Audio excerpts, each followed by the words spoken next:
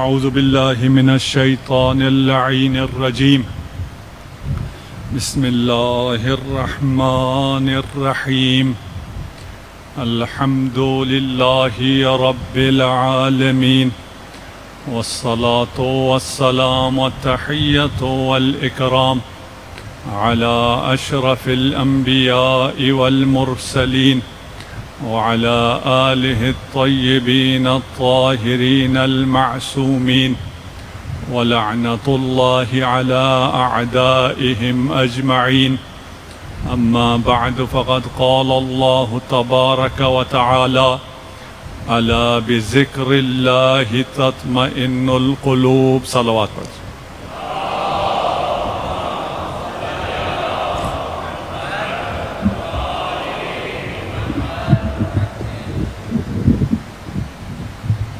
بار دیگر صلوات.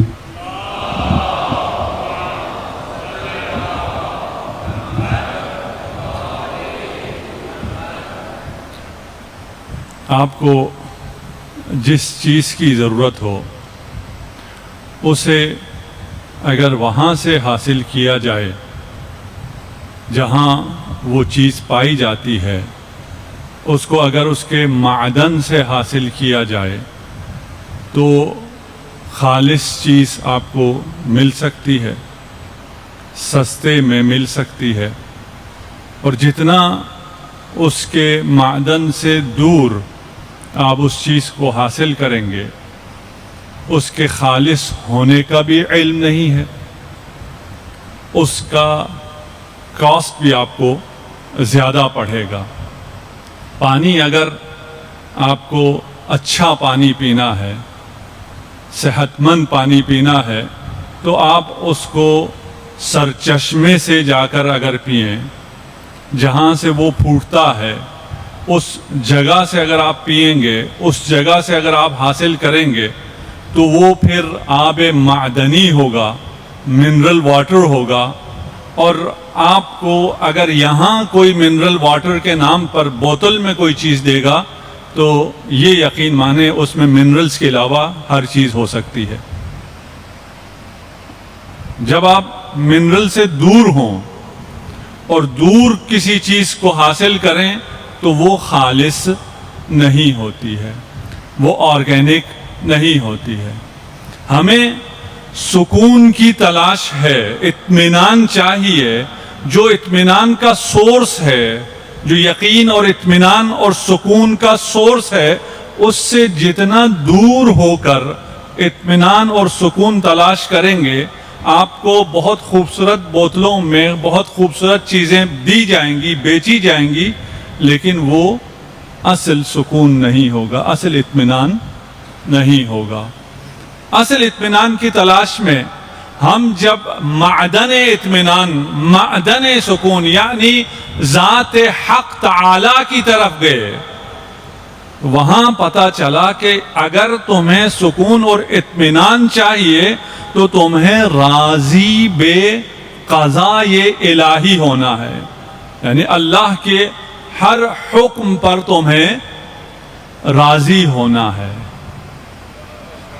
اللہ کے ہر حکم پر راضی ہونا ہے، اللہ کی ہر قضا پر راضی ہونا ہے.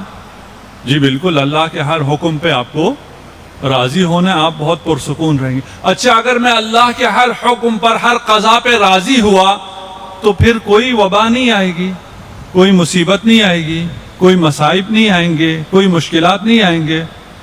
نہیں، وبا بھی آئے گی، مصیبت بھی آئے گی، آزمائش بھی آئے گی. ایسا نہیں ہے کہ اگر میں خدائی ہو گیا اور میں نے اپنے آپ کو فنا فی اللہ کر دیا تو پھر میں سکون میں ہوں. اس کا مطلب یہ ہے کہ مجھ پر کوئی مشکل نہیں آئے گی.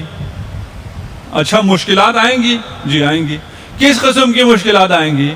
آپ کو صحت کی مشکلات آئیں گی، آپ کو امنیت کی مشکلات آئیں گی، آپ کو جانی مشکلات بھی آئیں گی، آپ کی عزیز ترین ہستیاں جو آپ کے قریب ترین لوگ ہیں وہ بھی اس دنیا سے چلے جائیں گے. یعنی میرا جوان بیٹا چلا جائے اور میں راضی ہو جاؤں، مجھے نقصان ہو کاروبار میں اور میں راضی ہو جاؤں، یہ کیسے ہو سکتا؟ یہ سمجھ میں نہیں آیا، یہ مطالبہ سمجھ میں نہیں آیا ہمیں دین کا۔ اگر تو یہ ہوتا نا کہ میرے پاس آ جاؤ تمہیں کوئی فکر نہیں ہوگی، تو پھر تو اچھا تھا، ہم آپ کے پاس چلے آتے۔ آپ کے پاس آنے کے بعد مشکلات بھی آئیں گی اور راضی بھی ہونا ہے، تو یہ کیسے ہوگا؟ اس کو اگر ہم سمجھنا چاہیں تو کل روایت پیش کی تھی کہ جو جتنا زیادہ اللہ کی معرفت رکھے گا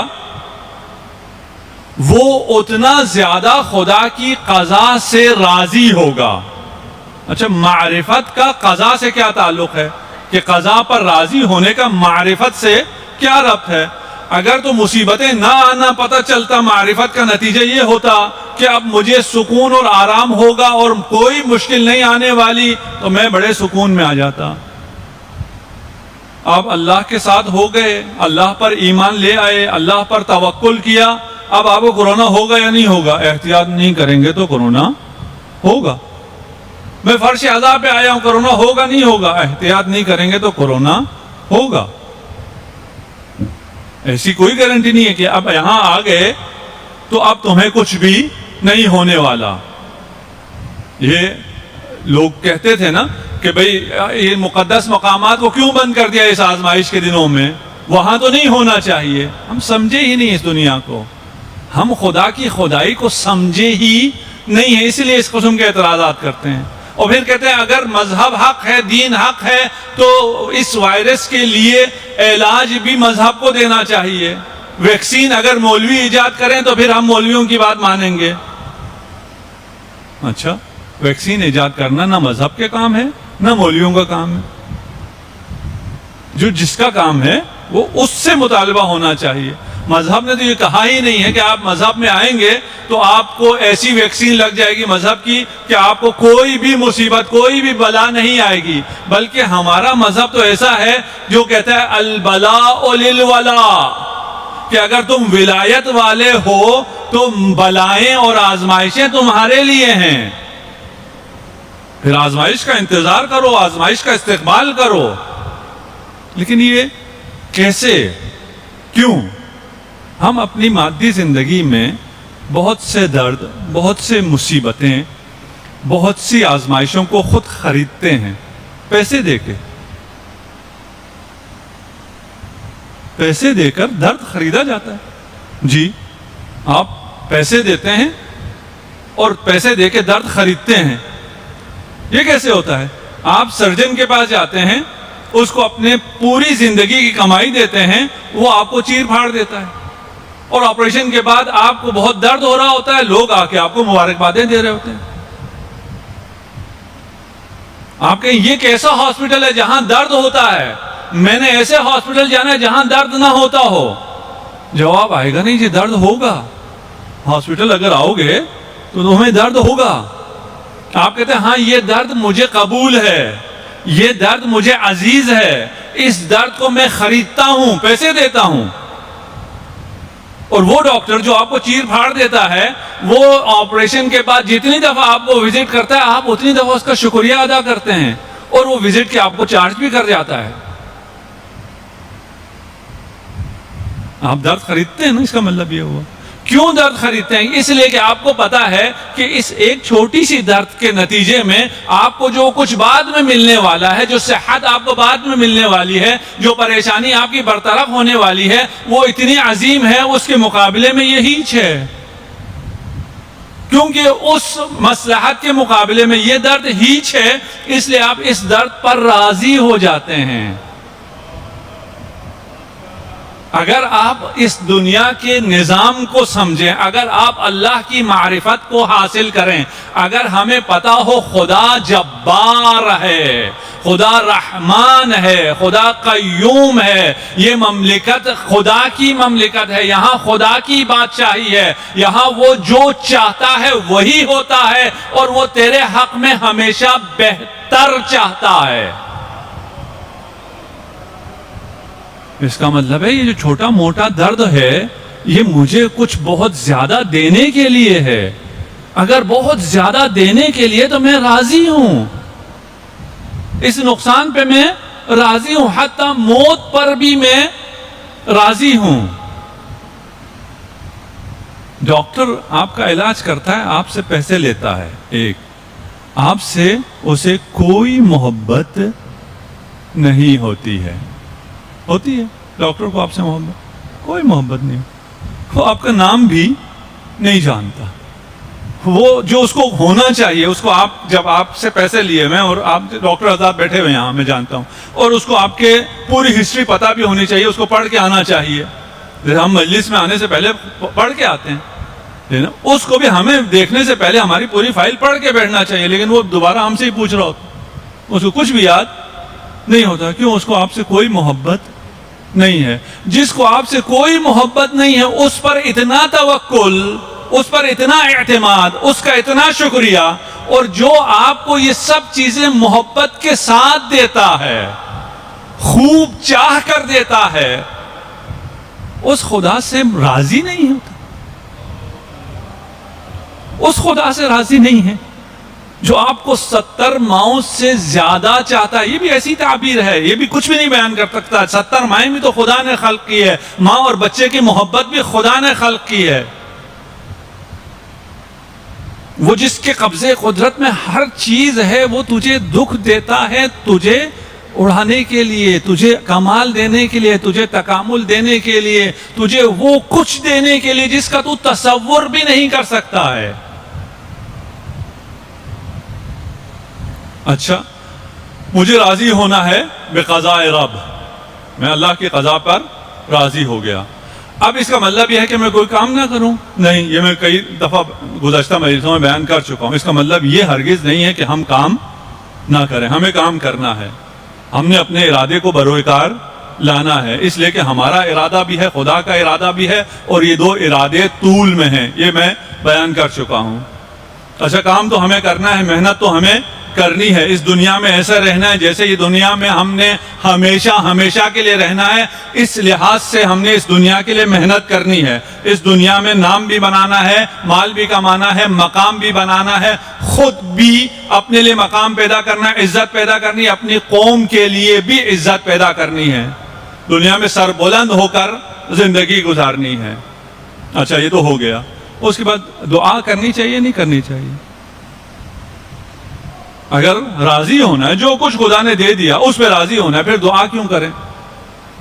دعا کرنے کا مطلب یہ ہے کہ جو مرض مجھ پر آیا ہوا ہے اس پر میں راضی نہیں ہوں، مجھے عافیت چاہیے۔ دعا کا یہ مطلب ہوا کہ بس میں رضا رب پر راضی نہیں ہوں۔ یہاں یہ بھی بہت دقیق ابحاث ہیں، میں آسان پیش کر رہا ہوں، اور اگر جن کو اس گہرائیوں میں جانا ہے وہ پڑھیں، اور ان کو پڑھنے کے بعد کوئی رہنمائی چاہیے ہم حاضر ہیں۔ دیکھ، پڑھے بغیر یہ ممکن نہیں ہے کہ آپ علم حاصل کر سکیں۔ آپ اتنا پڑھتے ہیں، آج کل تو بہت لوگ پڑھتے ہیں، اور یہ سوشل میڈیا کی وجہ سے اور زیادہ پڑھنا شروع کیا ہے، اکثر فضول چیزیں پڑھتے ہیں، بہت پڑھتے ہیں۔ احادیث ائمہ کو بھی پڑھیے، ایپس ہیں، ایپس ڈاؤن لوڈ کریں، دن میں 2 حدیث پڑھنے میں کوئی حرج، کوئی آپ کا وقت نہیں لگتا۔ صبح سحر خیزی کی عادت اپنے اندر پیدا کریں، میں جوانوں سے کہہ رہا ہوں زیادہ، سحر خیزی کی عادت پیدا کریں، دن میں 1-2 گھنٹے صبح کے، کوئی آپ سے نہیں لیتا، کوئی آپ کو فون نہیں کرتا، کوئی آپ کو ڈسٹرب نہیں کرتا، وہ قرآن کو اور حدیث کو دے دیں۔ 1 سال میں آپ منقلب ہو جائیں گے، آپ یہ انسان نہیں رہیں گے۔ صرف مجلسوں سے نہیں ہوگا، یہ تو آپ کو صرف ایک سپارک دینے کے لیے ہے، یہاں اس سے زیادہ ممکن نہیں ہے۔ یہاں سے سپارک لیں، اور اس کے بعد جا کر صبح کے ٹائم پر روزانہ اپنی روٹین بنائیں، 2 گھنٹے پڑھیں۔ جتنے اصحاب ائمہ ہیں جنہوں نے یہ علم ہم تک پہنچایا ہے، وہ سب بازار میں کام کرتے تھے، اپنی جاب کرتے تھے، اپنا بزنس کرتے تھے، کھیتی باڑی کرتے تھے، ساتھ میں انہوں نے یہ کام کیا ہے، اور ایک راوی نے 1 لاکھ حدیثیں محفوظ کر کے ہم تک پہنچایا۔ ان کے پاس نہ لکھنے کے لیے کاغذ تھا، نہ قلم تھا، نہ لیپ ٹاپ تھا، نہ ہی انٹرنیٹ تھا، کچھ بھی نہیں تھا، اور یہ سارا کام کر لیا۔ ہمارے پاس سب کچھ ہے اور ہم نہ جانے کن کاموں میں لگے ہوئے۔ صلوات پڑھ دیجئے محمد و آل محمد صلی اللہ۔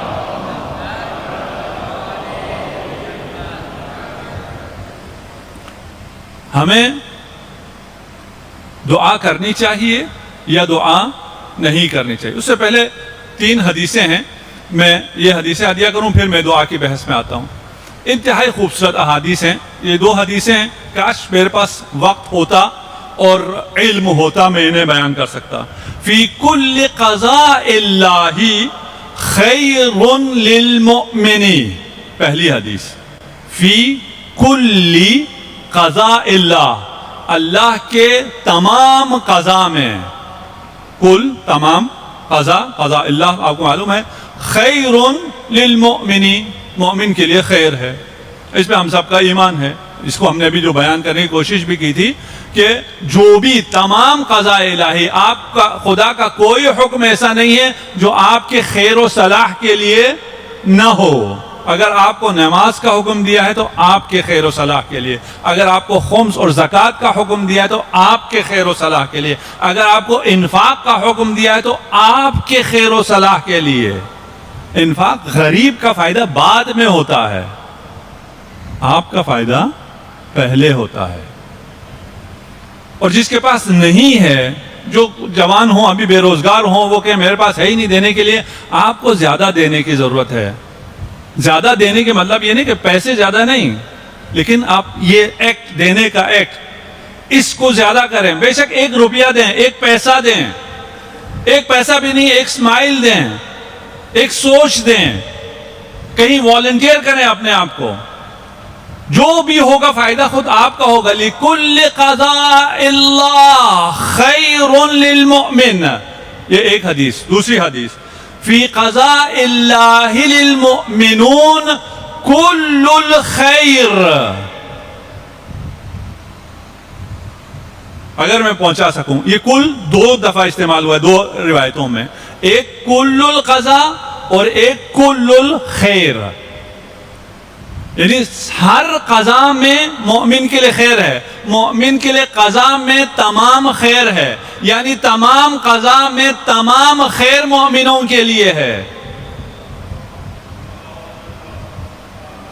جتنی بھی قضاء ہے، جتنی بھی قضاء سے مراد حکم ہے، اللہ کی تقدیر ہے، اللہ نے آپ کے بارے میں جو بھی فیصلہ کیا ہے، تمام فیصلوں میں تمام خیر ہے۔ کون سمجھے؟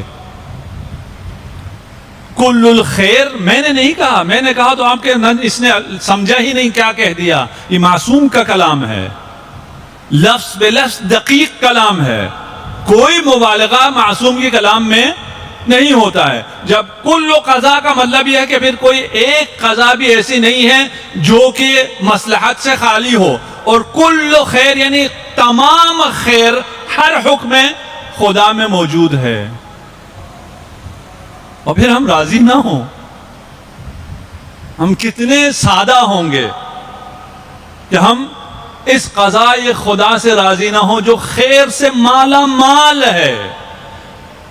ان اللہ بعدلہ وحکمتہ وعلمہ، قربان جاؤں میں ان کلمات پر، ان اللہ بعدلہ، ان تمام کلمات حساب شدہ رکھے جاتے ہیں، ایسے نہیں ہیں، اور ان میں اتنے اسرار اور رموز ہیں، اگر میں آگاہ ہوتا تو بیان کر دیتا، میں بھی آگاہ نہیں ہوں، جانتا ہوں ہے۔ ان اللہ بعدلہ، اللہ اپنی عدالت کی وجہ سے، ایک اپنی حکمت کے ذریعے، 2 اپنے علم کے، عدالت خدا، علم خدا، حکمت خدا جمع ہو گئی ہے۔ جعل الروح والفرج فی الیقین وفی الرضا عن اللہ تعالی۔ اللہ کی حکمت کا تقاضا ہے، اللہ کے علم کا تقاضا ہے، اللہ کی عدالت کا تقاضا ہے کہ اس نے تمہاری خوشی کو، تمہارے نشاط کو یقین میں اور رضا بقضاء الہی میں قرار دیا ہے۔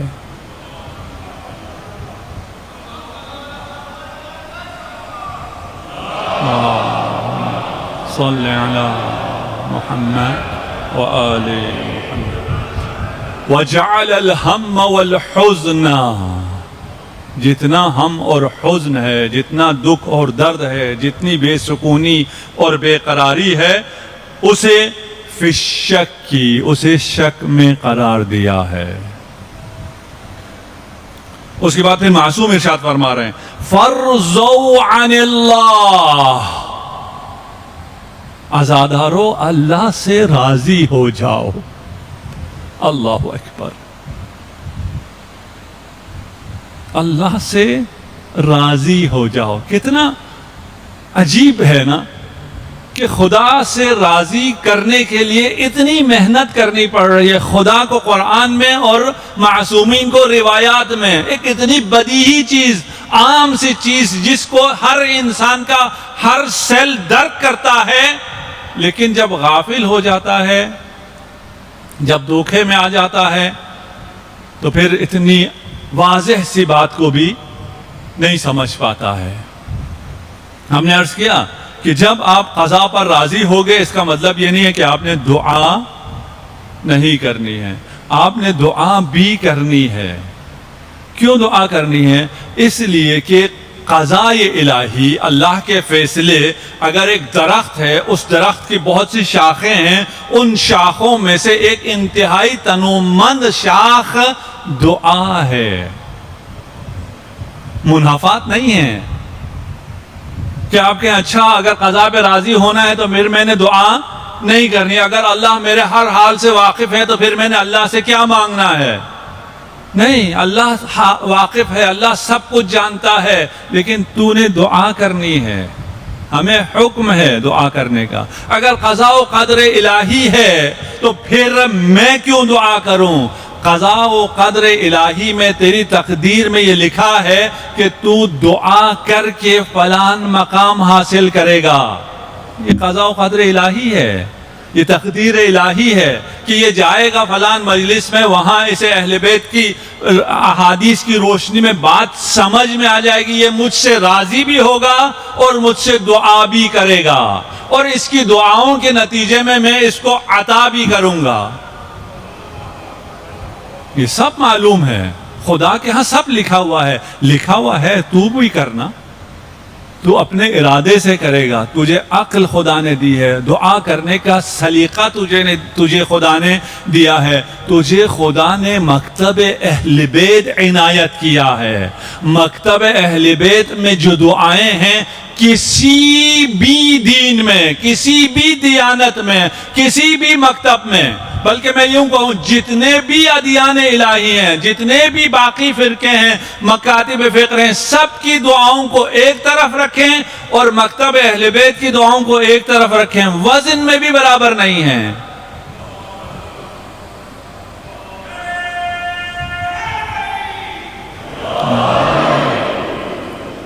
آپ نے مفاتیح دیکھ رکھی ہے، یہاں بھی شیلف میں پڑی ہیں، مفاتیح الجنان، اور ہمارے ہر مسجد میں ہوتی ہے۔ اب باقی جو مساجد ہیں، باقی عبادت گاہوں میں تو سب منحرف ہیں، ان کے کیا دعائیں ہوں گی۔ آپ کسی مسجد میں چلے جائیے، آپ کو کوئی چھوٹی سی کتاب ہی مل جائے دعا کی، کوئی دعا کی کتاب سرے سے ہے ہی نہیں، مستقل دعا کی کتابیں نہیں ہیں۔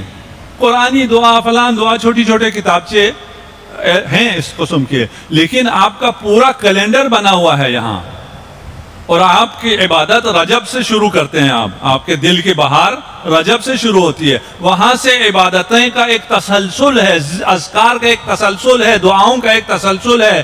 یہ ایک کتاب جسے آپ جانتے ہیں، مکتب جعفریہ میں اس قسم کی 500 دعاؤں کی کتابیں ہیں، کسی کے پاس بھی نہیں ہے۔ اچھا ہمارے پاس ہیں اور ہم دعا کو ہی نہ سمجھتے ہوں، یہ دعا ہوتی ہی کیا ہے، پھر ان دعاؤں کا وہ فائدہ نہیں ہوگا۔ ہاں، آپ آ کے جو دعائیں پڑھتے ہیں اس کا یقیناً اپنا ایک اثر ہے۔ اچھا، یہ بات اگر واضح ہو گئی کہ ہم نے راضی بے قضا ہونا ہے، تقدیر بھی ہے، چاہے ہم راضی ہوں چاہے نہ ہوں، تقدیر تو ہے۔ اب وہ تقدیر اگر ہے تو ہم نے دعا کر کے کیا کر لینا ہے؟ ہم اس تقدیر کو تبدیل کر سکتے ہیں، یعنی خدا نے لوح محفوظ میں لکھ دیا ہے اس کے ساتھ یہ ہونے والا ہے، میں دعا کر کے اسے تبدیل کر سکتا ہوں، میں اس عالم سفلا میں رہ کر اس عالم علیاء کی چیزوں کو بدل سکتا ہوں۔ دعا کیا ہے؟ دعا کا فلسفہ کیا ہے؟ دعا کے بارے میں لوگوں کے نظریات کیا ہیں؟ 3 اسکول آف تھاٹ میں یہاں جو آپ کے سامنے پیش کرتا ہوں۔ ایک یہ ہے کہ دعا کا اور اثر تو کوئی نہیں ہوتا، نفسیاتی طور پر فائدہ ہوتا ہے۔ جو دعائیں مانگتا ہے اس کو نفسیاتی طور پر سائیکولوجیکلی وہ تھوڑا سا اسٹرانگ ہو جاتا ہے، وہ کہتا ہے اچھا اگر میں مریض ہو گیا ہوں تو پھر کوئی خدا ہے، وہ بھی طاقتور ہے، وہ مجھے شفا دے سکتا ہے، تو مجھے نفسیاتی طور پر ایک اثر ہوتا ہے، اس نفسیاتی فائدے کی وجہ سے میں بہتر فیل کرنا شروع کر دیتا ہوں، میں ہیل ہو جاتا ہوں۔ دعا کا اتنا اثر ہے، کوئی عملی اثر نہیں ہے، کوئی خارجی اثر نہیں ہے کہ باہر کچھ ہو جائے، میں دعا کروں تو یہاں کھانا نازل ہو جائے، یا میں دعا کروں تو یہاں کوئی چیز آ جائے، ایسا کچھ نہیں ہوتا۔ میں بھوک لگ رہی ہے، میں دعا کرتا ہوں کہ کوئی آ جائے، کوئی کھانا بنانے والا آ جائے، اس دعا کے نتیجے میں نفسیاتی طور پہ میں تھوڑا سا آرام ہو جاتا ہوں۔ دعا کا یہ فائدہ ہے، ایک اسکول آف تھاٹ۔ دوسرا اسکول آف تھاٹ یہ کہتا ہے کہ دعا عبادت ہے۔ دعا کا فائدہ یہ ہے کہ آپ جب دعا کرتے ہیں تو آپ عبادت کرتے ہیں، آپ عبادت کرتے ہیں تو آپ کو ثواب حاصل ہوتا ہے۔ نماز کا کیا فائدہ ہے؟ نماز کا فائدہ یہ ہے کہ نماز عبادت ہے، جو فوائد ہیں وہ تو ہمیں حاصل ہوتے ہی نہیں ہیں، پھر بھی ہم نماز پڑھتے رہتے ہیں۔ پھر کیوں آپ نماز پڑھتے ہیں؟ جو فوائد ہیں وہ حاصل اگر نہیں ہو رہے، ہم اس لیے نماز پڑھتے ہیں کہ نماز پڑھنا عبادت ہے۔ ہم میں سے بہت سے لوگ جو فرش اعضاء پہ آتے ہیں وہ کیوں آتے ہیں؟ اس لیے آتے ہیں کہ فرش اعضاء پہ آنا ایک عبادت ہے۔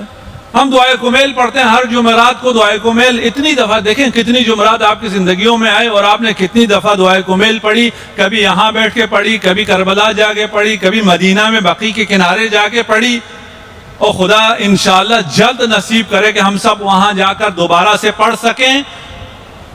ہزاروں دفعہ جو دعائے کمیل پڑھی ہے اس کے بارے میں جانتے کتنا ہے؟ وہ زیادہ نہیں جانتے۔ اس کا ترجمہ بھی سرسری آتا ہے، وہ بھی تقریباً وہ بھی نہیں آتا۔ جب ترجمہ بھی سرسری نہیں آتا اس میں تو بہت گہرائی ہے، وہ تو بحر عمیق، معارف علویہ کا سمندر ہے۔ تو پھر ہم اس سمندر سے کیوں محروم رہ جاتے ہیں؟ کیوں اپنی پیاس نہیں بجھاتے؟ نہیں، دعائے کمیل پڑھنا عبادت ہے، ہم عبادت کر لیتے ہیں، کیلکولیٹر چل پڑتا ہے، ہمارے اکاؤنٹ میں ثواب آ جاتے ہیں، بس کافی۔ دعا بھی عبادت ہے، ہوتا کچھ بھی نہیں ہے، نہ سائیکولوجیکل کوئی ایفیکٹ ہے، نہ ہی باہر کوئی چیز ہوتی ہے، ہم دعا کرتے ہیں ہمیں ثواب مل جاتا ہے۔ دو نظریے، یہ ہمارا نظریہ نہیں ہے، میں آپ کو پیش کر رہا ہوں۔ کوئی اگر اس درمیان چلا جائے اور کہیں جی فلان کہہ رہا تھا دعا کا کوئی فائدہ نہیں، یہ لوگوں کا خیال۔ لوگوں کی غالب اکثریت کو ان باتوں کا بھی پتہ نہیں ہے کہ دعا ہے کیا، دعا کے بارے میں لوگ کیا کہتے ہیں، علماء کیا کہتے ہیں، فلاسفرز کیا کہتے ہیں، اس کا بھی علم نہیں ہے۔ اور دعا کو مانتے سب ہیں، جو خدا کو بھی نہیں مانتا وہ دعا کو مانتا ہے۔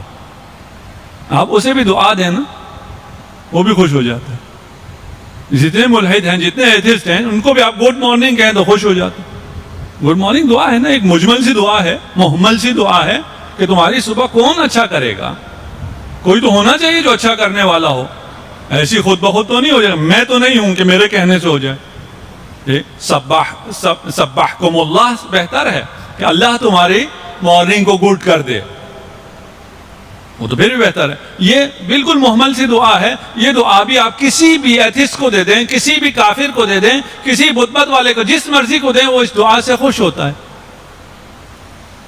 ایک ٹیسٹ اور ہوا، جو ایتھسٹ ہیں، جو نہیں مانتے، ان کو لا کے بٹھایا گیا مختلف کمروں میں، اور جو آج کل ٹیسٹ لینے کا طریقے ہیں، اور ان سے کہا تم سوچو تو تمہارے سامنے ایک شیر ہے، اور اس شیر سے کہو اس شیر مجھے کھا جا۔ انہوں نے سوچا آنکھیں بند کر کے اور کہا شیر مجھے کھا جا۔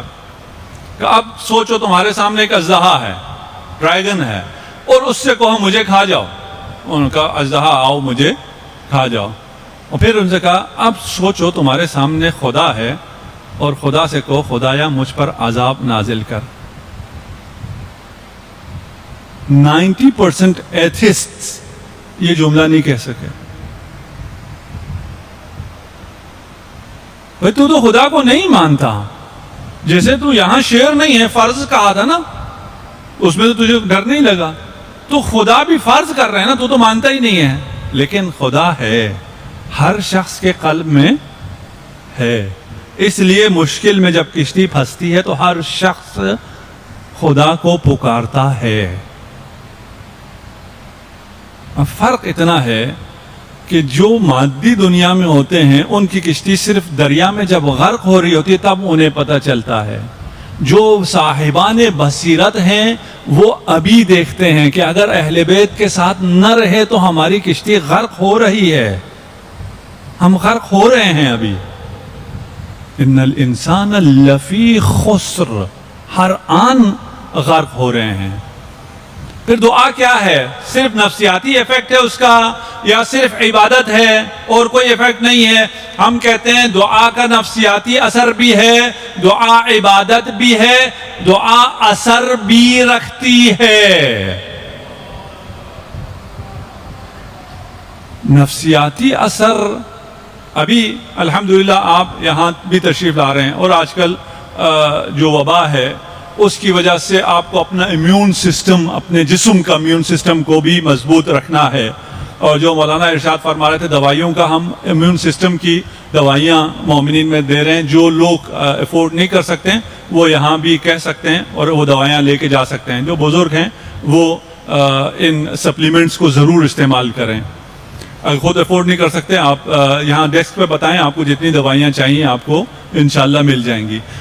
ایک امیون سسٹم آپ کا فزیکل ہے، ایک امیون سسٹم آپ کا سائیکولوجیکل ہے. اگر آپ نفسیاتی طور پر مطمئن ہوئے تو آپ کا بدن مقابلہ کر سکتا ہے. ہمارے علماء میں بہت سے علماء ہیں جن کے حالات زندگی میں یہ بات لکھی ہے کہ جب ان کو اوپن ہارٹ سرجری کرنی پڑی اور انہیں بے ہوش کرنے کے لیے ڈاکٹر آگے بڑھا تو انہوں نے کہا کیوں بے ہوش کر رہے ہو؟ کہا اس لیے کہ آپ کی اوپن ہارٹ سرجری ہونی ہے. کہا کیوں بے ہوش کیوں کرتے ہو؟ ایسے ہی کر دو. کبھی ایسے درد برداشت نہیں کر سکتے. انہوں نے کہا ایک مرجع ہے، انہوں نے کہا مجھے قرآن لا کر دے دو، میں قرآن پڑھتا رہوں گا، تم کر لو جو کرنا ہے تم نے. ہو سکتا ہے. اور دوسرا، انسان اپنے روح کو بدن سے خود بھی اختیاراً جدا کر سکتا ہے. دوسرے عالم نے فرمایا کہ میں اپنی روح کو بدن سے جدا کرتا ہوں، تم کر لینا جو کرنا ہے، جب ختم ہو جائے گا تو پھر میں اپنی روح واپس بدن میں ڈال دوں گا. یہ انسان کو اختیار خدا نے دے رکھا ہے. انسان اپنے آپ کو ہیل کر سکتا ہے اپنے مینٹل پاور سے، اپنی پازیٹیو تھنکنگ سے. اور یہ عام طور پہ ڈاکٹر حضرات نہیں مانتے. میں جب بھی مریض ہوا، جو بھی ہوا، ڈاکٹر سے جب بھی میں نے کہا یہ والا کام تو میں کر لوں گا، تو وہ کہتے ہیں نہیں جی یہ آپ نہیں کر سکتے. کیوں نہیں کر سکتا؟ نہیں ایسا نہیں ہوتا. میں ان سے کہتا اچھا یہ مرض اگر میں ذہن پہ سوار کروں تو میرا مرض خراب ہوگا؟ وہ کہتے ہیں ہاں خراب ہوگا. تو پھر اس کا الٹا بھی ہوگا. اگر میں مرض سوار نہ کروں تو پھر میرا مرض ٹھیک بھی ہوگا. صلوات پڑھ دیجیے محمد و آل محمد.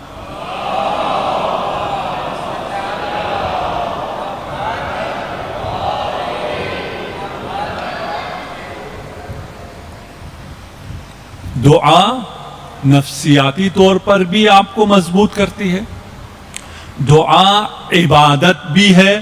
الدعاء مخ العبادہ، امام جعفر صادق علیہ الصلوۃ والسلام.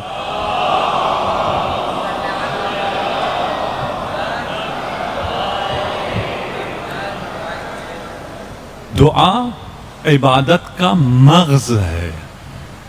عبادت ہی دعا ہے.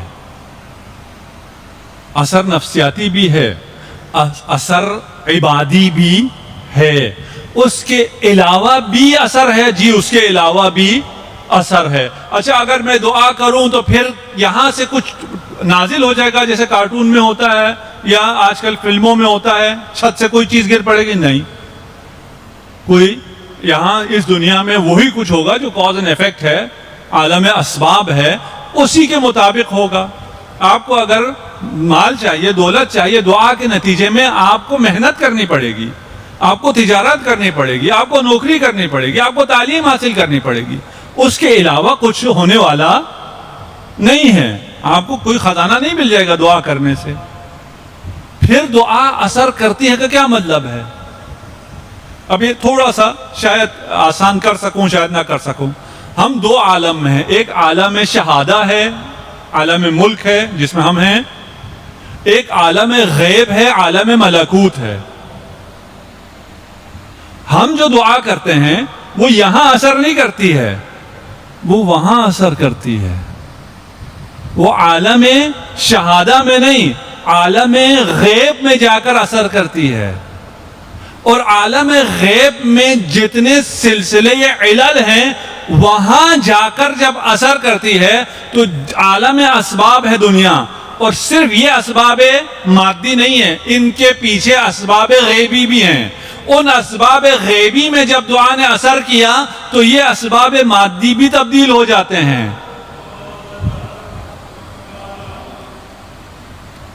اگر آپ اس نقطے کو سمجھ سکے، ہضم کر سکے، تو آپ کو اپنی طاقت کا اندازہ ہوگا کہ آپ کتنے طاقتور ہیں. آپ کے ہاتھوں میں آپ کے تقدیر کا قلم ہے، لوح محفوظ آپ کے پاس ہے. آپ یہاں تبدیل نہیں کر سکتے، آپ وہاں تبدیل کر سکتے ہیں. ان اللہ لا یغیر ما بقوم، اللہ کوئی تبدیلی نہیں لاتا. اللہ نے تبدیلی کہاں لانی ہے؟ عالم غیب میں. کب تک نہیں لاتا؟ جب تک آپ خود تبدیلی نہ لائیں.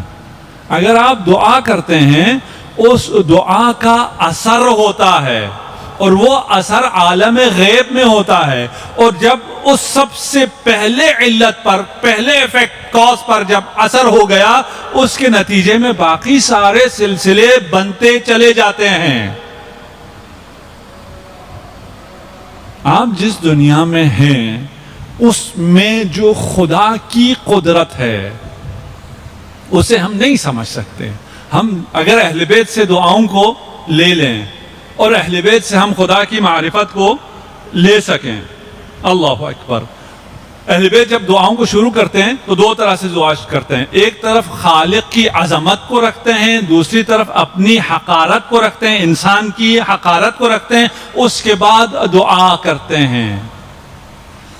استغفر اللہ الذی لا الہ الا ہو الحی القیوم الرحمن الرحیم ذو الجلال والاکرام.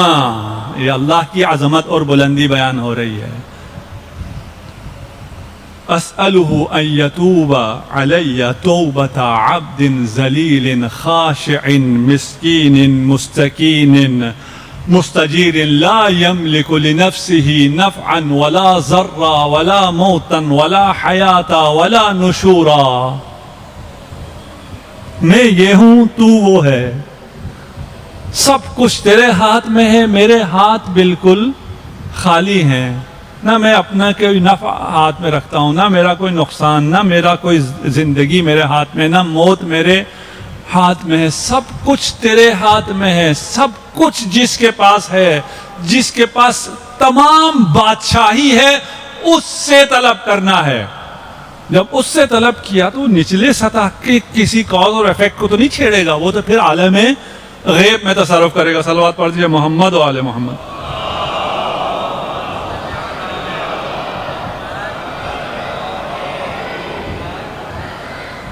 اچھا، اب تقدیر ہے، قضاء و قدر ہے، اس کے بعد تبدیلی بھی ہے.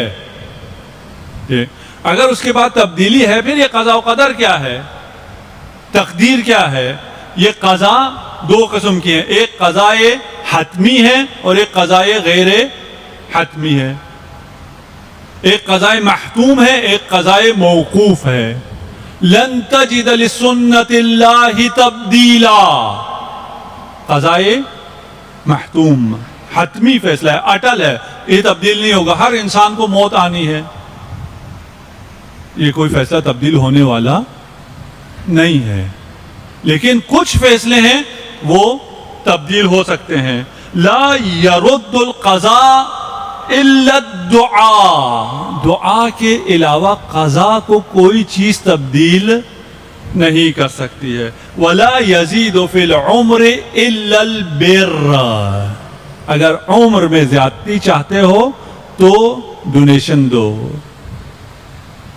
اگر نیکی کرو گے، میں نے کہا تھا فائدہ آپ کو ہوگا، مال ویسے ہی چلے جانا ہے، ارث میں چلا جائے گا، چور لے جائے گا، ڈاکو لے جائے گا، لہو لعب میں چلا جائے گا. یہ اگر کسی غریب کو دو گے تمہیں عمر ملے گی، تمہیں صحت ملے گی، تمہیں زندگی ملے گی. الدعاء يرد القضاء، دعا قضا کو ٹال دیتی ہے. وقد ابرم ابراما، وہ قضا جو حتمی ہو گئی ہو اس کو بھی دعا ٹال دیتی ہے. یہاں ایک اور بحث ہے، اس کو میں صرف اشارہ کروں گا، آج وقت آ گیا. ہم بدا کے قائل ہیں، یہ لفظ سنا ہوا ہوگا. اور اہل سنت میں جو ہمارا مکتب فکر ہے وہ بدا کا قائل نہیں ہے.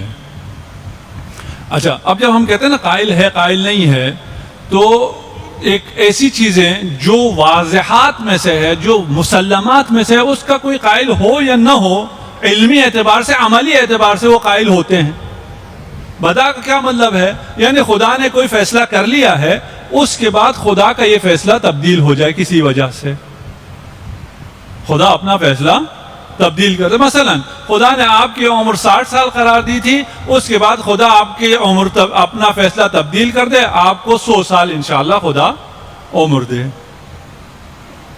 ایسا ہو سکتا ہے؟ وہ کہتے ہیں ایسا نہیں ہو سکتا. کیوں؟ اگر ایسا ہو گیا تو جہل خدا لازم آتا ہے. یعنی خدا کو اس پہلے سے نہیں پتا تھا کہ ان کی عمر 100 سال ہونی ہے، اس لیے خدا نے پہلے 60 سال قرار دی تھی.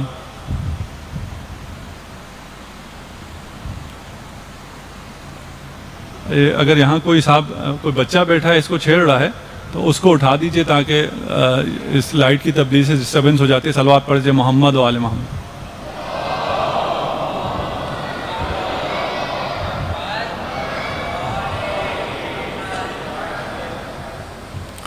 بدا کا مطلب یہ ہے کہ خدا کا فیصلہ تبدیل ہو سکتا ہے. ہمارے بھائی جو نہیں مانتے ہیں وہ اس لیے نہیں مانتے ہیں کہ وہ کہتے ہیں کہ اگر خدا کا فیصلہ تبدیل ہو جائے تو جہل خدا لازم آتا ہے. تبدیل تو ہم کرتے ہیں نا، یو ٹرن تو ہم لیتے ہیں. خدا کیسے ممکن ہے کہ یو ٹرن لے لے، تبدیل کر لے اپنا فیصلہ؟ یا کسی کا عمر 100 سال لکھی ہے، اگر وہ اپنے والدین کے ساتھ اچھا سلوک نہیں کرتا اس کی عمر 50 سال ہو جائے گی. یہ مثالیں نہیں ہیں، یہ بہت سی احادیث کا خلاصہ ہے کہ اگر آپ صلہ رحمی کریں گے آپ کی عمر زیادہ ہو جائے گی، اگر آپ نیکی کریں گے آپ کو خیر اور برکت ملے گی. اچھا، اگر نہیں کریں گے تو نہیں ملے گی. اچھا، یہ تو پھر خدا کا فیصلہ تبدیل ہو گیا. خدا نے اس کی عمر 100 سال لکھی ہوئی تھی، اس نے کیونکہ عصیان کیا اس لیے عمر 50 سال ہو گئی، یہ تو تبدیل ہو گیا نا. اچھا، یہ روایتیں ان کے ہاں بھی سب کے ہاں ہیں. اس روایت سے وہ کہتے ہیں بدا نہیں ہے. ہم امام جعفر صادق علیہ الصلوۃ والسلام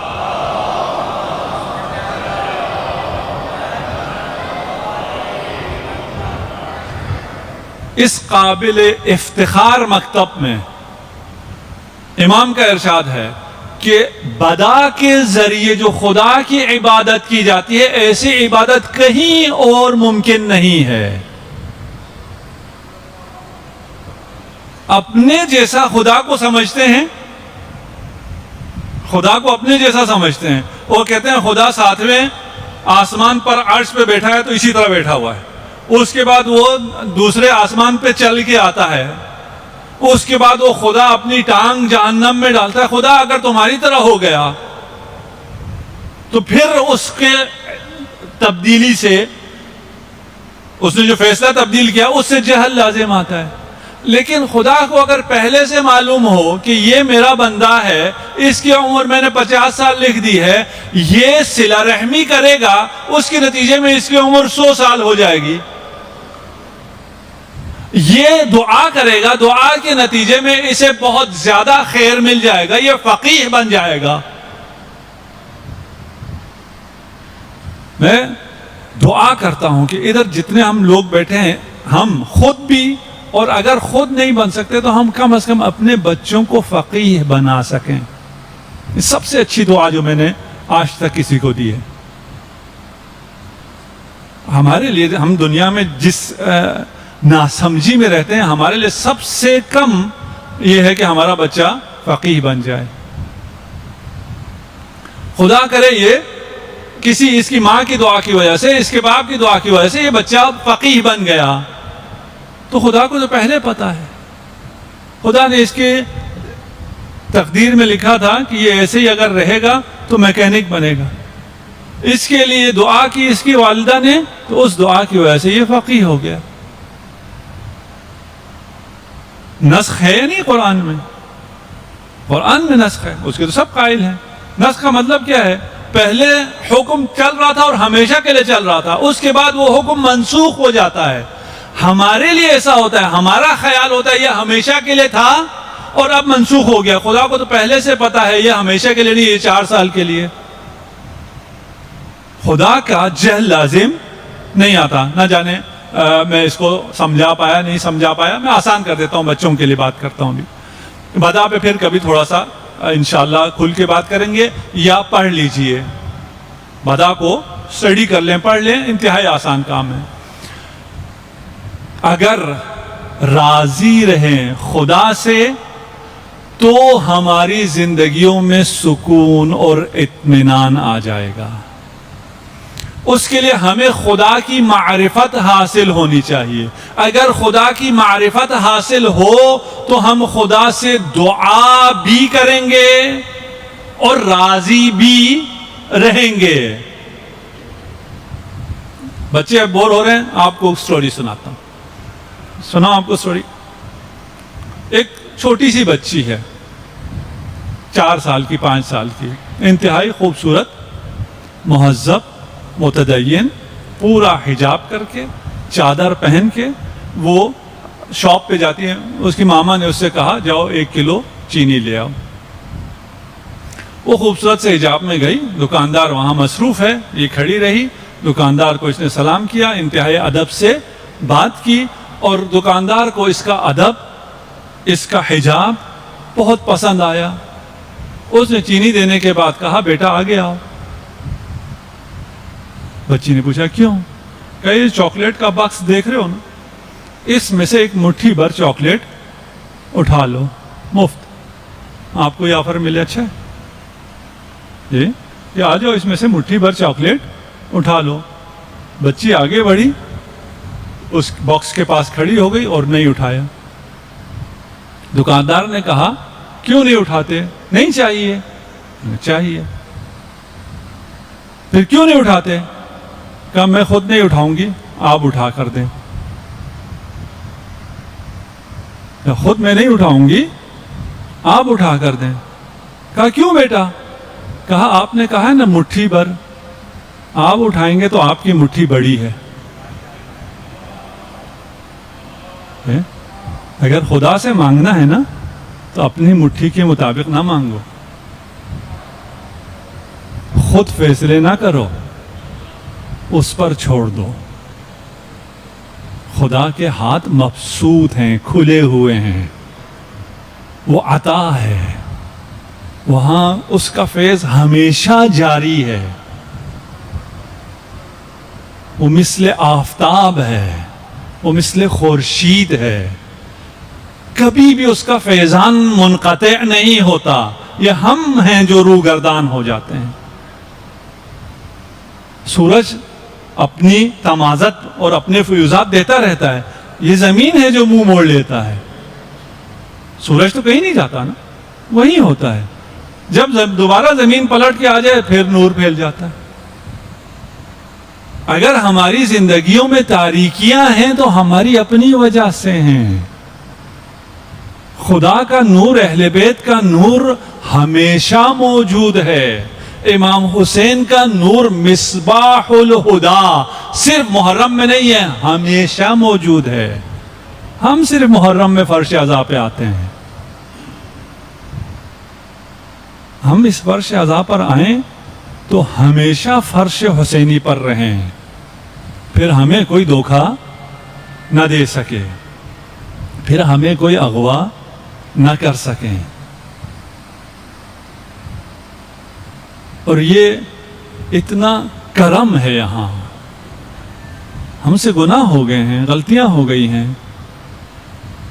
کوئی بات نہیں. آپ جائیں گے، آپ کو آپ کی غلطی کا احساس بھی نہیں دلائیں گے،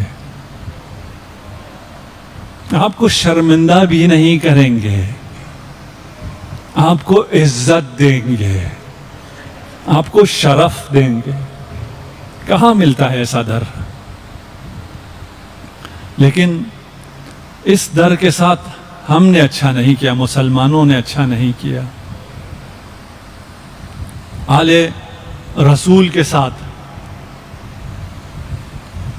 امام حسن مجتبی علیہ السلام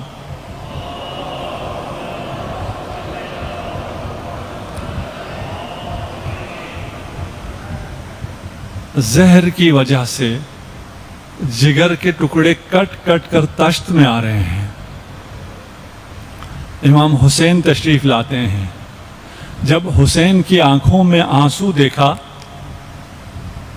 تو امام حسن علیہ السلام نے فرمایا کہ بھیا آپ کیوں گریا کرتے ہیں؟ میں اس دنیا سے جا رہا ہوں، میں اپنے گھر میں ہوں، میرے بھائی میرے ساتھ ہیں، لیکن لا یوم کا یوم کا یا ابا عبداللہ. جب کربلا کا ذکر آیا تو ایک تعویذ لکھ کر قاسم کے حوالے کیا. وقت آخر لوگ زندگی کے لیے تعویذ لیتے ہیں، امام اپنی اولاد کو موت کا تعویذ دے رہے ہیں. کربلا برپا ہوئی اور اصحاب نے سن لیا کہ زینب کبریٰ پریشان ہیں، کل اصحاب چھوڑ کر چلے تو نہیں جائیں گے. سب اصحاب جمع ہوئے، امام کو بلایا اور امام سے جب بیعت کی دوبارہ تو امام نے محضر شہادت پڑھنا شروع کی. جب امام محضر شہادت پڑھ چکے تو بتیجا کھڑا ہو گیا کہ امام میرا نام اس شہادت کے محضر میں کیوں نہیں ہے؟ کیا کل مجھے شہادت نصیب نہیں ہوگی؟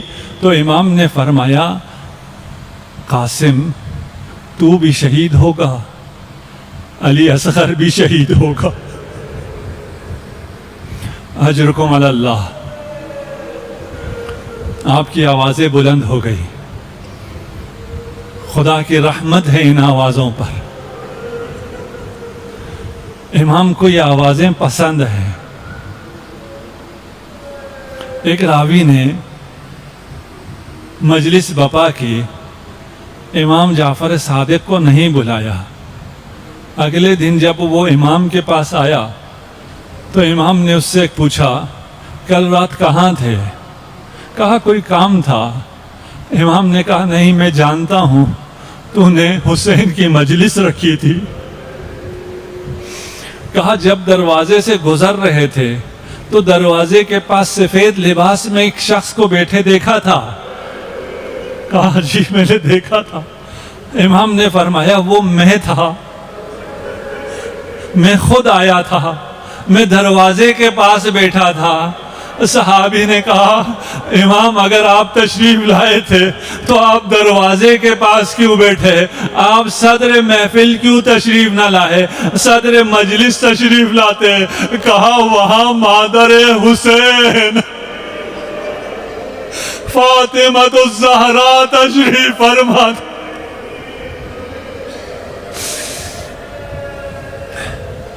یتیم حسن کا پرسہ دیجیے. جب قاسم نے سنا کہ علی اصغر کو بھی شہید کیا جائے گا تو ایک دفعہ انگڑائی لی اور پوچھا هل یصلون الی الخیام، کیا اشقیاء خیام تک پہنچ جائیں گے؟ امام نے فرمایا بیٹا میں علی اصغر کو لے کر خود جاؤں گا. عصر عاشور ہے, ایک شہادتیں پیش ہو رہی ہیں. قاسم بار بار امام کی خدمت میں آتے ہیں, امام سے اذن جہاد لیتے ہیں. جس یتیم کو امام نے خود پالا ہو اسے کیسے مرنے کی اجازت دے دیں. قاسم کبھی امام کے پاؤں پڑتے ہیں, کبھی امام کے ہاتھوں کا بوسہ لیتے ہیں. آخر کار جب اجازت دینا پڑی تو وہ بھی اس صورت میں, جب قاسم وہ تعویذ لے کے آئے, بابا کی تعویذ امام حسین کو پیش کی جس میں لکھا تھا کہ میرا یہ صدقہ قبول کرنا. اجرکم علی اللہ. امام نے قاسم کو اپنے ہاتھوں سے تیار کیا, ننھے سر پر عمامہ رکھا, اور آداب کفن میں جانتے ہو عمامے کے دونوں سروں کو سینے پر رکھ دیا جاتا ہے. عمامے کے دونوں سروں کو قاسم کے سینے پر رکھا, قاسم کو اٹھا کر خود سوار کیا, آگے بڑھے. گریباں نے قاسم کو چاک کیا, پوچھا چچا یہ کیوں؟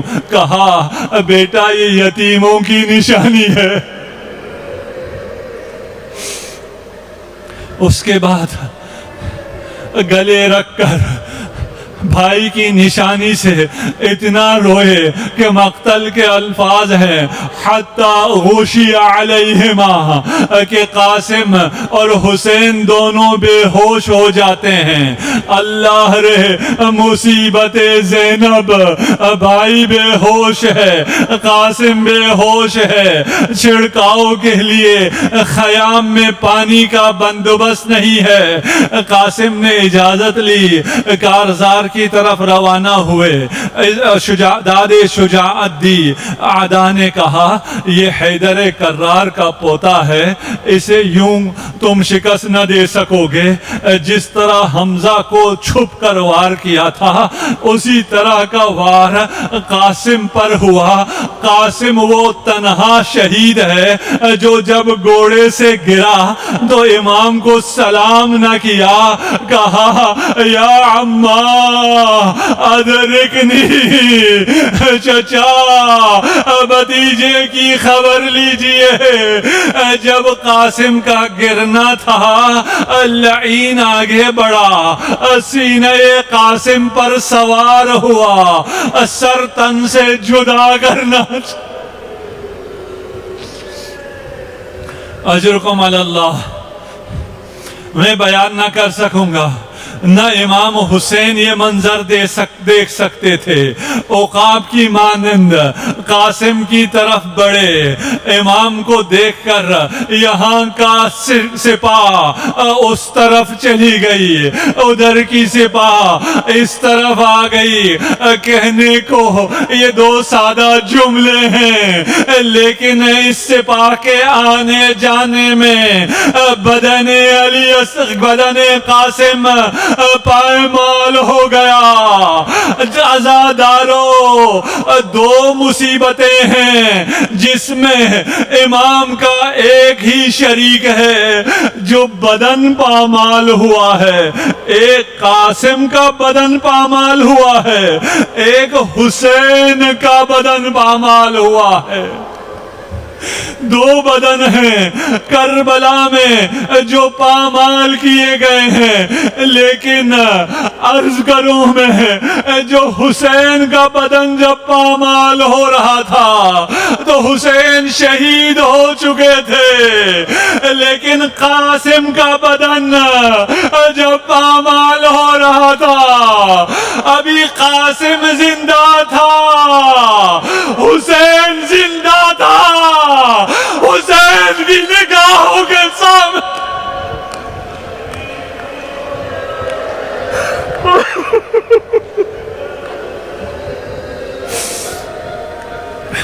اس مصیبت کو نہ جانے حسین نے کیسے برداشت کیا. قاسم کے سرہانے پر آ کر بین کیا، بھیا بیٹا قاسم تو نے مجھے پکارا،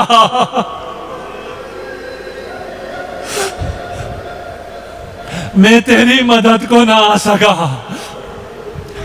اجرکم علی اللہ۔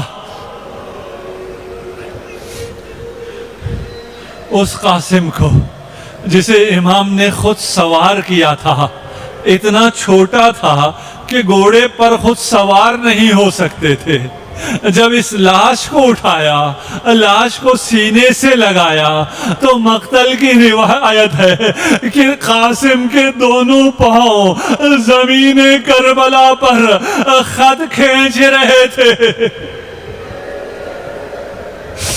خیمہ گاہ میں قاسم کو لا کر شہداء کے ساتھ لٹایا، مقتل میں ہے، ایک طرف علی اکبر کا لاشا ہے، ایک طرف قاسم کا لاشا ہے، درمیان میں حسین مظلوم ہے۔ ایک دفعہ فریاد بلند کی، واہ غربتا،